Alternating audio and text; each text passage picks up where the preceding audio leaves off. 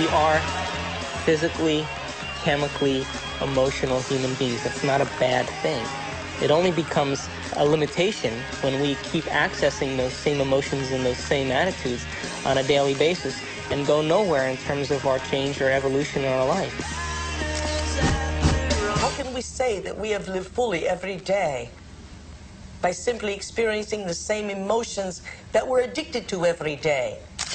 What we're actually saying is, I have to reconfirm who I am, and my personality is, I have to do this, I have to go here, I have to be that. A master is quite a different cat. It is one that sees the day as an opportunity in time to create avenues of reality and emotions that are unborn, of realities that are unborn, that the day becomes a fertilization of infinite tomorrows.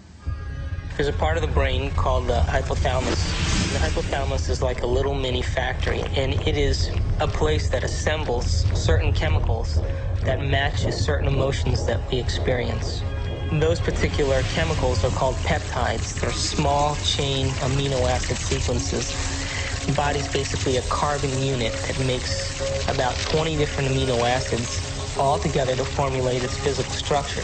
In the hypothalamus, we take small chain proteins called peptides, and we assemble them into certain neuropeptides or neurohormones that match the emotional states that we experience on a daily basis.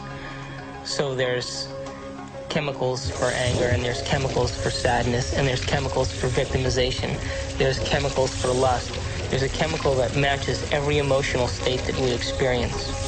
And the moment that we experience that emotional state in our body or in our brain, that hypothalamus will immediately assemble the peptide that then releases it through the pituitary into the bloodstream.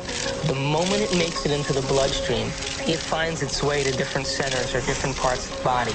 Now, and one cell can have thousands of receptors studying its surface, kind of opening up to the outside world. And when a peptide docks on a cell, it literally, like a key going into a lock, sits on the receptor surface and attaches to it and kind of moves the receptor, and kind of like a doorbell buzzing, sends a signal into the cell. It's party time!